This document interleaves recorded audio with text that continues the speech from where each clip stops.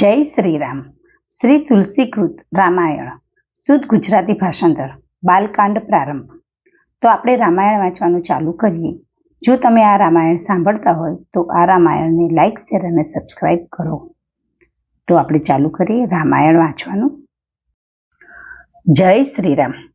મોહથી ઉત્પન્ન થયેલા સર્વ સંશયોને દૂર કરનારા પૃથ્વીના દેવતા બ્રાહ્મણોના ચરિત્રોને પ્રથમ હું નમું છું. પછી સર્વ ગુણોની ખાણરૂપ સજ્જનોના સમાજને પ્રેમ સહિત સુંદર વાણીથી પ્રણામ કરું છું. સજ્જનોના ચરિત્ર કપાસના ચરિત્ર જેવા શુભ હોય છે, જેઓના ફળ નીરસ, ઉજ્જવળ તથા ગુણમય હોય છે, જેઓ દુઃખ સહન કરીને બીજાઓના છિદ્રો ઢાંકે છે. તે સજ્જનોએ જગતમાં વંદનીય યશ પ્રાપ્ત કર્યું છે. સજ્જનોનો સમાજ આનંદમય તથા મંગળમય છે, જે જગતમાં હાલતા ચાલતા તીર્થરાજ રૂપ છે, જ્યાં શ્રીરામની ભક્તિરૂપ ગંગાજીની ધારા છે અને બ્રહ્મ વિચારના પ્રચારરૂપી સરસ્વતી છે. વળી જ્યાં વિધિ તથા નિષેધમય કર્મોની કથા કલયુગમાં પાપોને દૂર કરનારી યમુના રૂપે વર્ણવી છે, અને વિષ્ણુ તથા શિવની કથા ત્રિવેણી રૂપે શોભે છે, જે સાંભળતા સમગ્ર આનંદ તથા કલ્યાણને આપે છે. અને તે સંત સમાજરૂપી પ્રયાગરાજમાં પોતાના ધર્મ ઉપર અચળ વિશ્વાસરૂપી અક્ષય વટ છે, અને શુભ કર્મોએ તીર્થરાજનો મેળો છે. વળી તે સર્વ દેશોમાં અને સર્વકાળે સર્વને સુલભ છે, અને આદર સહિત સેવવાથી કલેશોને સમાવે છે. એ તીર્થરાજ અવર્ણ્ય અલૌકિક છે, તેમજ તત્કાળ ફળ આપે છે, અને તેનો પ્રભાવ પ્રત્યક્ષ છે. મનુષ્ય એ સંત સમાજરૂપી તીર્થરાજના પ્રભાવને પ્રસન્ન ચિત્ત થઈ સાંભળે છે, સમજે છે અને અત્યંત પ્રેમપૂર્વક તેના મગ્ન થાય છે, તો શરીરની હયાતીમાં જ ધર્મ, અર્થ, કામ અને મોક્ષ ચારેય ફળ પામે છે. આ તીર્થરાજમાં સ્નાનનું આ ફળ તત્કાળ દેખાય છે કે કાગડો, કોયલ અને બગલો હંસ થઈ જાય છે. આ સાંભળી કોઈએ આશ્ચર્ય ન પામવું, કેમ કે સત્સંગનો મહિમા ગુપ્ત નથી. વાલ્મીકીએ, નારદે તથા અગસ્ત્યજીએ પોતપોતાના મુખથી પોતાના જીવન વૃત્તાંત કહ્યા છે. જળમાં રહેનારા, જમીન પર ચાલનારા તથા આકાશમાં વિચરનારા જે અનેક પ્રકારના જળ ચેતન જીવો આ જગતમાં છે, તેઓમાંના જેઓએ જે સમયે, જે કોઈ સ્થળે, જે કોઈ પ્રયત્ન, બુદ્ધિ, કીર્તિ, સદગતિ, ઐશ્વર્ય તથા ભલાઈ પ્રાપ્ત કરી છે, તે સત્સંગનો પ્રભાવ જાણવો લોકોમાં તથા વેદમાં બીજો કોઈ ઉપાય નથી. સત્સંગ વિના વિવેક હોતો નથી, અને શ્રી રામચંદ્રજીની કૃપા વિના સત્સંગ સુલભ નથી. સંત સમાગમ આનંદ તથા કલ્યાણનું મૂળ છે. બધા સાધનો તેના ફૂલ છે, અને તેની સિદ્ધિ એ જ તેનું ફળ છે. જેમ પારસમણીના સ્પર્શથી લોઢું સુવર્ણ બને છે, તેમ દુષ્ટ મનુષ્ય સત્સંગ પામી સુધરે છે. દૈવયોગ સજ્જન કુસંગમાં પડી જાય તોય સર્પના મણીની પેઠે પોતાના ગુણોને જ તે અનુસરે છે. બ્રહ્મા, વિષ્ણુ, શિવ, કવિ તથા પંડિતોની વાણી પણ સજ્જનોના મહિમા વર્ણવતા સંકોચાય છે. જેમ શાકનો વેપારી મણીઓના ગુણ સમૂહને કહી શકતો નથી, તેમ સજ્જનનો મહિમા મારાથી કોઈ પ્રકારે કહી શકાતો નથી. જેઓને કોઈ શત્રુ કે મિત્ર નથી, તે સમાન ચિત્તવાળા સંતોને હું વંદન કરું છું. જેમ અંજલિમાં રાખેલું ઉત્તમ પુષ્પ બંનેને સમાન સુગંધવાળા કરે છે. સંતો સરળ ચિત્તવાળા તથા જગતનું હિત કરનારા હોય છે, એવો તેઓનો સ્વભાવ તથા સ્નેહ જાણી બાળકની વિનંતી સાંભળી કૃપા કરી શ્રી રામચંદ્રના ચરણોમાં મને પ્રીતિ આપો. હવે હું ખરા ભાવથી દુષ્ટોને ઘણા વંદન કરું છું, કે જેઓ વિના કારણ પોતાનું હિત કરનારાઓનું પણ અહિત કરે છે. બીજાઓના હિતની હાનિ જ જેમની દ્રષ્ટિ લાભ છે, તેમજ બીજાઓનું ઉજ્જવળ કરવામાં જેમને હર્ષ થાય છે, અને વસાવવામાં ખેદ થાય છે. વળી જેઓ વિષ્ણુ તથા શંકરના યશરૂપી પૂર્ણિમાના ચંદ્રને રાહુરૂપ અર્થાત જ્યાં ભગવાન વિષ્ણુના કે શંકરના યશનું વર્ણન થતું હોય ત્યાં દુષ્ટો વિઘ્નો નાખે છે. બીજાઓનું બુરું કરવામાં 1000 હાથવાળા યોદ્ધા જેવા છે. બીજાઓના દોષોને 1000 આંખોની ભૂજાઓ છે, અને બીજાઓના હિતરૂપી ઘીને જેઓનું મન માખી જેવું છે, અર્થાત જેમ માખી ઘીમાં પડી પોતે મરીને પણ તેને ખરાબ કરી મૂકે છે, તેમ દુર્જનો પોતે મરીને પણ બીજાના હિતને હાનિ પહોંચાડે છે.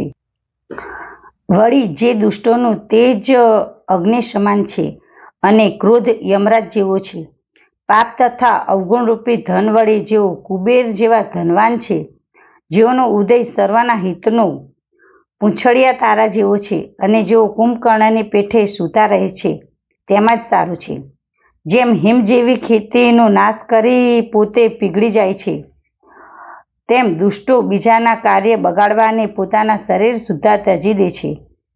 હું દુષ્ટ લોકોને શેષનાગ જેવા સમજી વંદન કરું છું, કારણ કે તેઓ રોષે ભરાઈ બીજાઓના દોષોને હજાર મુખોથી વર્ણવે છે. વળી હું તેઓને પૃથ્વી રાજા સમાન માની પ્રણામ કરું છું, કે જેઓ 10,000 કાનોથી બીજાઓના પાપ સાંભળે છે. પૃથુએ 10,000 કાન માંગી ભગવાનનો યશ સાંભળ્યો હતો. વળી હું ઇન્દ્ર સમાન માની તેઓને વિનંતી કરું છું, જેઓ નિરંતર સુરા, સારી તથા હિતકારક જણાય છે. જેમ ઇન્દ્રની સુરાનિક એટલે દેવોની સેના હિતકારક લાગે છે.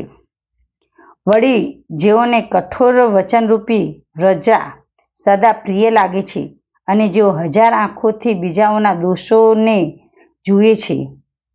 દુષ્ટોની રીત છે કે જેઓ ઉદાસીન શત્રુ કે મિત્ર કોઈનું પણ હિત સાંભળી બળી જાય છે, એમ જાણી બે હાથ જોડી તુલસીદાસ પ્રીતિપૂર્વક તેઓને વિનંતી કરે છે. તે મારા પોતાના તરફથી આ વિનંતી કરી છે, પરંતુ જેઓ ભૂલે ચૂકે પણ પોતાના તરફથી સજ્જનતા કદી દેખાડશે નહીં. કાગડાને અત્યંત પ્રેમથી પાળીએ તો પણ શું એ માંસનો ત્યાગ કરશે?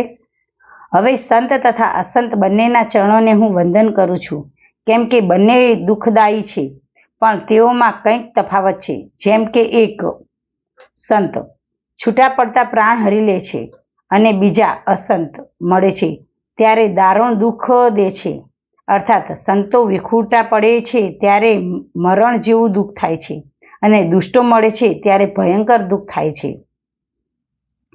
સંત અને અસંત બંને જગતમાં સાથે ઉત્પન્ન થાય છે, છતાં જળમાં સાથે ઉપજતા કમળ તથા જળોની પીઠે તેમના ગુણો જુદા જુદા છે. કમળ દર્શન તથા સ્પર્શથી સુખ પામે છે, ત્યારે જળો શરીરનો સ્પર્શ થતાં જ લોહી ચૂસવા લાગે છે. સજ્જન અમૃત સમાન છે, મૃત્યુરૂપ સંસારથી બચનાર છે, પણ દુર્જન મદિરા સમાન મોહ, પ્રમાદ અને જડતા ઉત્પન્ન કરનારા છે. બંનેને ઉત્પન્ન કરનારા જગતરૂપી અગાધ સમુદ્ર એક જ છે. શાસ્ત્રોમાં સમુદ્ર મંથનથી જ અમૃત અને મદિરા બંનેની ઉત્પત્તિ કહી છે. ભલા અને બુરા પોતપોતાની કરણી પ્રમાણે સુંદર તથા અપયશરૂપ સંપત્તિ પામે છે.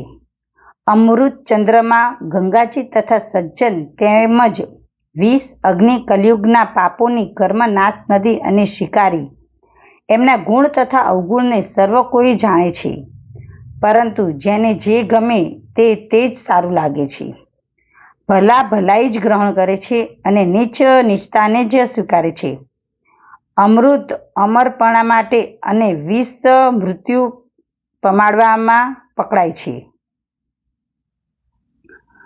દુષ્ટોનો પાપોની તથા અવગુણોની કથા અને સજ્જનના ગુણોની કથા બંને અપાર અને અગાધ સમુદ્ર જેવી છે. માટે ગુણો તથા દોષોનું કંઈ જ વર્ણન કર્યું છે, કેમ કે જાણ્યા વિના તેનો એટલે કે ગુણ દોષનો સ્વીકાર કે ત્યાગ થઈ શકે નહીં. ભલા બુરા સર્વને બ્રહ્માએ ઉપજાવ્યા છે, પણ વેદોએ તેમના ગુણો દોષો વિચાર કરી તેમને અલગ પાડ્યા છે.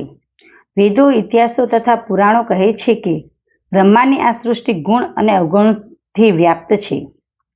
દુઃખ સુખ, પાપ પુણ્ય, દિવસ રાત, સજ્જન દુર્જન, સુજાત કજાતિ, દાનવ દેવ, ઊંચ નીચ, અમૃત વિષ, સુંદર, જીવન મૃત્યુ, માયા બ્રહ્મ, જીવ ઈશ્વર, સંપત્તિ દરિદ્રતા, રંક રાજા, કાશી મગધ, ગંગા કર્મનાશા, મારવાડ, માળવા, બ્રાહ્મણ કસાઈ, સ્વર્ગ નરક અને અનુરાગ વૈરાગ્ય આ ગુણ દોષના વિભાગ વેદશાસ્ત્રોએ જણાવ્યા છે. વિધાતાએ આ જળ ચેતન વિશ્વને ગુણ દોષમય રચ્યું છે.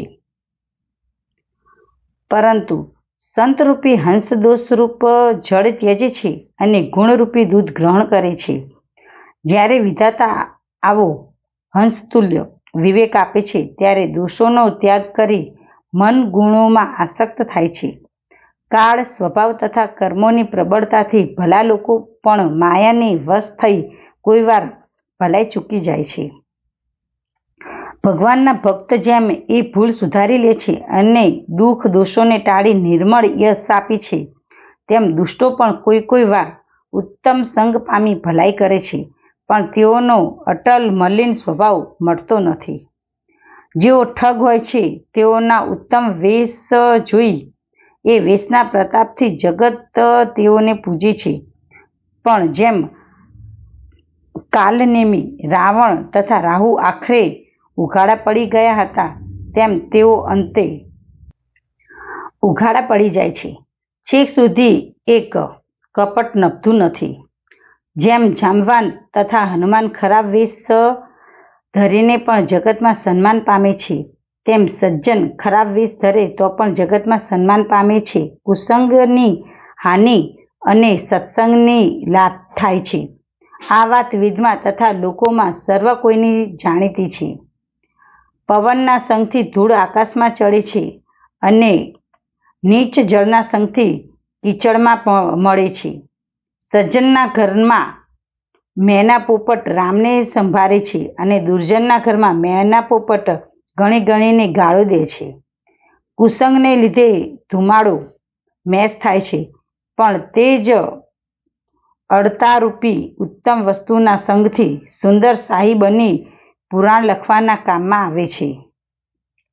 વળી તે જ ધુમાડો જળ, અગ્નિ તથા વાયુના સંગથી વાદળું બની જગતને જીવન આપનાર થાય છે. ગ્રહ, ઔષધ, જળ, પવન અને વસ્ત્ર આ કુસંગ તથા સુસંગને પામી જગતમાં ખરાબ તથા ઉત્તમ વસ્તુ બને છે. આ વાત ફક્ત વિચારશીલ લોકો જ જાણે છે. બંને પખવાડિયામાં પ્રકાશ તથા અંધકાર સમાન જ હોય છે, છતાં વિધાતાએ તેમના નામમાં ભેદ કર્યો છે. એકનું નામ શુક્લ અને બીજાનું નામ કૃષ્ણ રાખ્યું છે. એકને ચંદ્રનું પોષક અને બીજાને શોષક સમજી જગતે એકને સુયશ અને બીજાને અપયશ આપ્યો છે. જગતમાં જળ ચેતન જેવા જીવો છે. તેઓ સર્વને રામમય જાણી હું સર્વના ચરણ કમળને બે હાથ જોડી સદા વંદું છું. દેવ, દાનવ, મનુષ્ય, નાગ, પક્ષી, પ્રેત, પિતૃ, ગંધર્વ, કિન્નર તથા નિરાચર એ સર્વને નમું છું. હવે આ બધા કૃપા કરો.